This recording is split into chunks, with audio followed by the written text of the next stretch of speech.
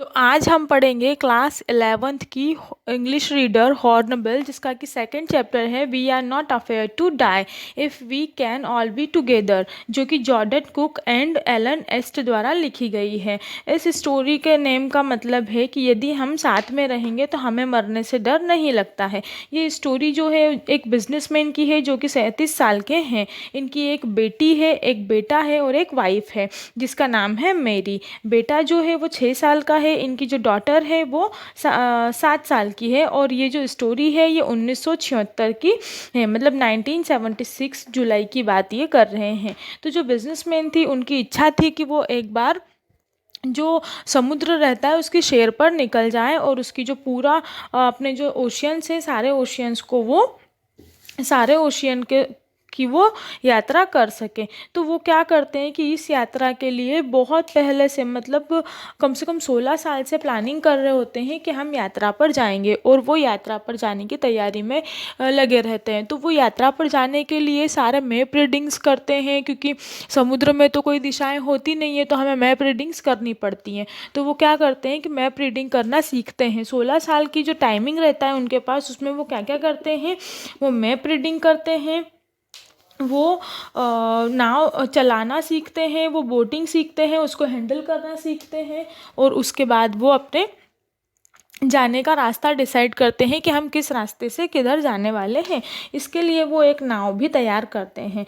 तो वो क्या करते हैं कि उनको 3 स्टेप्स में पूरी जो जर्नी होती है वो कंप्लीट करनी होती है, जिसमें से जो पहला है वो 1,05,000 किलोमीटर की जर्नी उनको तय करना होता है फर्स्ट वाली जर्नी में। ओके, तो वो क्या करते हैं, एक नाव बनाते हैं। वो नाव भी बहुत बड़ी बनाते हैं, मतलब उसमें फ्लोर होते हैं। सबसे नीचे वाले फ्लोर में वो ऑयल फिल करते हैं, सेकंड वाले में जो भी हमारी ज़रूरत की जो डेली नीड्स की चीज़ें हैं वो सारी फिल करते हैं। उसके बाद वो थर्ड फ्लोर पे वो खुद उनके रहने का सेटअप करते हैं, और फोर्थ फ्लोर जो कि टॉप फ्लोर होता है वहाँ पर वो मैप्स वगैरह रखकर उसकी रीडिंग करते हैं, ताकि जो उनकी नाव है वो एकदम सही दिशा में जा सके और जो उनकी जर्नी है वो कंप्लीट हो सके। तो उनकी जर्नी वो स्टार्ट करते हैं। उनकी 16 साल की मेहनत के बाद वो 3 साल की जर्नी के लिए निकलते हैं। जब वो स्टार्ट करते हैं तो उन्हें बहुत ही अच्छा लगता है, क्योंकि समुद्र में बहुत ज़्यादा शांति होती है। तो वो क्या वहाँ से फील करते हैं कि मेरा ये फैसला था ये बहुत अच्छा था कि हम लोग 3 साल की जर्नी के लिए जाएंगे। इसके बाद जब वो आगे बढ़ते हैं तो उन्हें 1.5 लाख किलोमीटर को पार करने में बहुत ज़्यादा सुकून मिलता है, और वो उस एक टापू पर जाकर वहाँ पर स्टॉप लेते हैं। अब वो वहाँ पर जब स्टॉप लेते हैं तो उन्हें उन्हें दो जो कैप्टन्स होते हैं वो मिलते हैं। उनका नाम होता है, एक का नाम होता है अमेरिकन लैरी और दूसरे का नाम होता है हब सिंगर। तो ये दोनों उन्हें मिलते हैं और उनकी हेल्प करते हैं आगे की जर्नी कंप्लीट करने के लिए। अब जो उनकी सेकंड जर्नी होती है वो सेकंड जर्नी उनकी होती है साउथ इंडियन सी में। तो वहाँ पर ना बड़ी बड़ी वेव्स आती हैं, तो जिससे सभी वहाँ पर जाने में थोड़ा घबराते हैं। बाकी वो जो बिजनेसमैन थे उनका तो कहना था कि नहीं, मैं तो यहाँ पर जाकर ही मानूंगा। तो वो क्या करते हैं कि उस जर्नी को स्टार्ट करते हैं। उसके बाद बीच में थोड़े दिनों के बाद क्रिसमस आता है, तो वो सारी फैमिली नाव में रहती है। तो वो क्रिसमस को नाव में ही, मतलब अपनी बोट में ही सेलिब्रेट करते हैं। और वो नाव में बहुत बड़े बड़े वो जो कपड़े आते हैं वाइट कलर के वो लगाते हैं, जिससे हवा कट सके और उनकी नाव सही दिशा में जा सके। वो जिस दिन मतलब 25 जनवरी होता, 25 दिसंबर होता है, क्रिसमस होता है, उस दिन वो अपना क्रिसमस सेलिब्रेट करते हैं बहुत खुशी खुशी।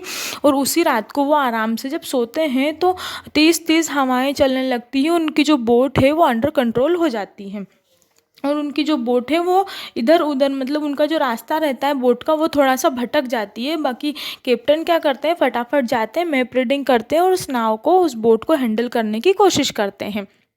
उसके बाद थोड़ा समय बीतता है, फिर वो थोड़ा और आगे जाते हैं। इस सी में जाने से उन्हें पहले से ही थोड़ा डर लग रहा था, बाकी कोई बात नहीं, वो थोड़ा साहस के साथ, करेज के साथ आगे बढ़ते रहते हैं।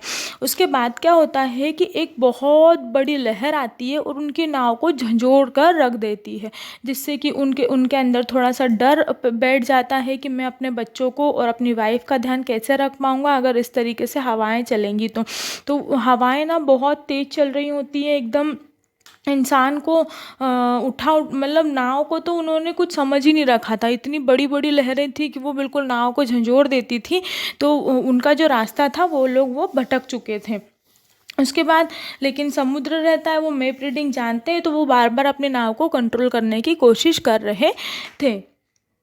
उसके बाद जब वो आगे बढ़ते हैं तो बहुत तेज लहर आती है और बिल्कुल उनकी नाव में पूरा पानी भर जाता है। उनकी नाव में बिल्कुल भी जगह नहीं रहती है कि वो कहाँ पर स्टे करेंगे, क्या करेंगे। तो वो क्या करते हैं कि उस नाव को खाली करने की कोशिश करते हैं और धीरे धीरे जो तूफान आता है वो थोड़ा ठंडा पड़ जाता है। तो उन्हें लगता है कि अब सब कुछ अच्छा हो गया है, अब कोई प्रॉब्लम नहीं है, बहुत ज़्यादा शांति हमें अब लग रही है। बाकी वो कहते हैं ना कि ये तूफान के पहले की शांति थी, बिल्कुल वैसा ही उनके साथ हुआ था कि वो जो शांति थी वो तूफान के पहले की शांति थी। तो वो लोग क्या करते हैं कि सब लोग ऊपर वाले फ्लोर पे बैठे हुए रहते हैं और उन्हें दिखता है कि एक बहुत बड़ा बादल जो है उनकी बोट के पीछे आ गया है। तो वो समझ पाते हैं कि वो एक बादल नहीं, वो एक बहुत बड़ी लहर है। इससे पहले वो लहर जो रहती है वो उनकी बोट को अपने साथ लेकर बहुत दूर चली जाती है और एक किनारे मतलब जैसे उल्टी करके और पटक देती है। और उनके जो चारों मेंबर्स होते हैं वो समुद्र में इधर उधर सब फैल गए होते हैं। और वो क्या करते हैं, जो बिजनेसमैन होते हैं उनके पास केवल एक ही ऑक्सीजन पंप और एक ही बाथ ट्यूब होता है। तो वो उसको जब उनको थोड़ा सा होश आता है तो वो देखते हैं कि उनकी नाव जो है वो बहुत दूर पलटी हुई पड़ी हुई है। अब वो किस तरीके से उसको उठाएंगे, और उनके जो बच्चे और उनकी वाइफ है उनका तो कुछ पता ही नहीं है। तो वो क्या करते हैं कि धीरे से अपनी नाव के पास जाते हैं, वहाँ से थोड़ा पता लगाने की कोशिश करते हैं कि शायद नाव के आसपास ही मेरे बच्चे और मेरी वाइफ होंगे। बट वो उन्हें कहीं देख नहीं पाते हैं। फिर अचानक से उनकी नज़र एक लकड़ी के गट्ठे पे पड़ती है जहाँ पर उनकी वाइफ और उनके बच्चे थे। तो वो जाते हैं, बाथ ट्यूब से वन बाय वन सभी को लाते हैं और उस नाव को भी वो सीधा करने की कोशिश करते हैं। बाकी इतनी बड़ी नाव थी कि ये इम्पॉसिबल था। बाकी भगवान उनका साथ देते हैं और फिर से एक बहुत बड़ी लहर आती है जिससे वो नाव जो होती है वो सीधी हो जाती है। इसके बाद वो क्या करते हैं कि नाव में बहुत बड़ी बड़ी रस्सियाँ होती है, रोप्स होती है, उसको वो पकड़ लेते, उसको पकड़ के वो एक पेड़ से बांध देते हैं कि अब हमारी नाव जब तक पूरी सही नहीं हो जाती हम आगे नहीं बढ़ने वाले। और वो उस नाव को ठीक करने लगते हैं। बाकी वो अपनी जो होप रहती है उसको खोते नहीं है, वो बिल्कुल करेज के साथ आगे बढ़ते हैं। उसके बाद जैसे उनकी नाव थोड़ी नॉर्मल कंडीशंस में आ जाती है, उसके बाद पर वो देखते हैं अंदर कि जो पूरा ऑयल भरा हुआ था उन लोगों ने और जो खाने पीने का सामान वो लोग लेकर आए थे वो पूरा डिस्ट्रॉय हो चुका था। अब उनके पास बिल्कुल भी कोई नई मतलब नया साधन नहीं था खुद को सरवाइव करने के लिए। तो वो क्या करते हैं कि कोयले से अपनी नाव को चलाने की कोशिश करते हैं, क्योंकि उनकी नाव का जो इंजन था वो भी ख़राब हो चुका था। तो एक सेकंड इंजन उनके पास रहता है जो कि कोयले से चलता है। तो वो क्या करते हैं कि कोयले से नाव चलाना स्टार्ट करते हैं। तो वो कोयले से जब नाव चलाना स्टार्ट करते हैं, थोड़ी दूर जाते हैं तो वो थोड़ी सी तसल्ली लेते हैं वो इस चीज़ की कि अब हम शायद हमारा जो डेस्टिनेशन है वहाँ पर पहुँच जाएंगे। बाकी फिर क्या होता है कि फिर बहुत तेज़ तूफ़ान आता है, इतना तेज़ तूफ़ान कि वो एकदम उनकी नाव और सारी चीज़ें सब कुछ अंडर कंट्रोल हो जाती हैं। उस टाइम पे उनके हाथ में कुछ नहीं रहता और वो सारे जो बच्चे हैं उनकी वाइफ है और वो खुद भी अब होप खो चुके थे कि अब हम कभी बच पाएंगे। और रात का टाइम था तो वो कुछ समझ भी नहीं पा रहे थे, क्योंकि लाइट्स वगैरह नाव की सारी कुछ ख़राब हो चुकी थी। नाव को जैसे तैसे करके कोयले से आगे बढ़ाया जा रहा था। उसके बाद क्या होता है कि जब वो बहुत ज़्यादा वाला तूफ़ान आता है तो उनकी नाव में फिर से पानी भरने लग जाता है। उनकी नाव लगभग डूबने की स्थिति में आ जाती है। बट उस टाइम पर जब हवाएं चल रही होती है तो नाव डूबती नहीं है, वो थोड़ी मतलब हिचकोले खाती रहती है और इधर उधर जाती रहती हैं। उस टाइम पर वो सभी लोग क्या करते हैं, ऊपर वाले सबसे टॉप फ्लोर पर चले जाते हैं, क्योंकि नीचे वाले जो हिस्सा था उसमें थोड़ा पानी भर गया था बड़ी बड़ी लपटों की वजह से। तो वो चारों जब बैठे रहते हैं तो उनके जो बेटा रहता है वो अपने पिताजी से कहता है कि पापा जी हम डरते नहीं हैं मरने से, हम आपके साथ हैं, आप जो भी करेंगे हमारे लिए अच्छा ही करेंगे। उसके बाद उनकी बेटी उनके लिए एक छोटा सा लेटर लिखती है कि पापा हम आपके साथ हैं, आप डरिए मत। और इस तरीके से अपने पापा को वो थोड़ा इंस्पायर करती है।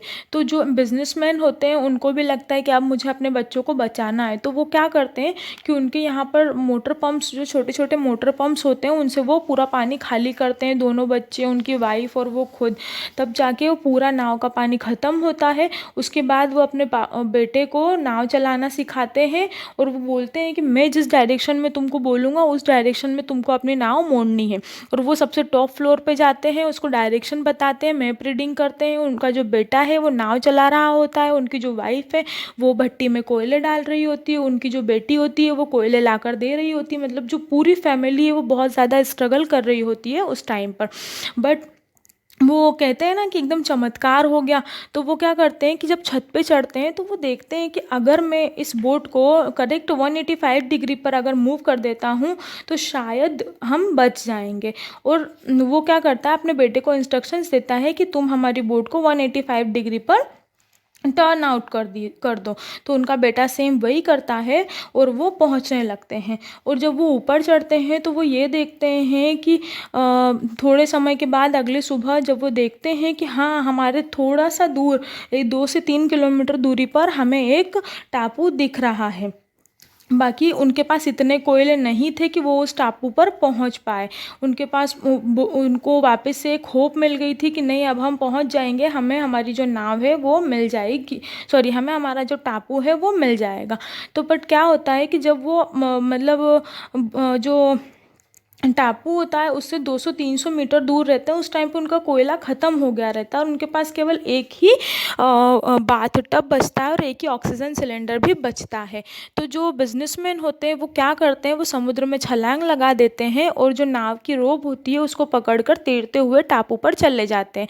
उसके बाद वो नाव को जो नाव की रोप रहती है उससे एक पेड़ को बांध देते हैं और फिर 1 बाय 1 अपने जो बच्चे हैं और अपनी वाइफ है उनको टापू तक ले जाते हैं। और उसके बाद वो ये सोचते हैं कि अब हम जब तक नई नाव नहीं बना लेते तब तक हम आगे का सफ़र नहीं, मतलब सफ़र को यहीं ख़त्म नहीं करेंगे। हम हमारा सफ़र तब तक जारी रखेंगे जब तक हमारा सफ़र पूरा ख़त्म नहीं हो जाता। तो ये स्टोरी में ये बताया गया है कि उन्होंने जो ठाना हुआ था वो उन्होंने किया। और ये स्टोरी सिर्फ इसलिए दी हुई है कि हम मरने से नहीं डरते यदि हम सब लोग साथ में हैं तो। और इसके जो क्वेश्चन आंसर्स हैं वो हम हमारे नेक्स्ट पार्ट में देखेंगे। Thank you.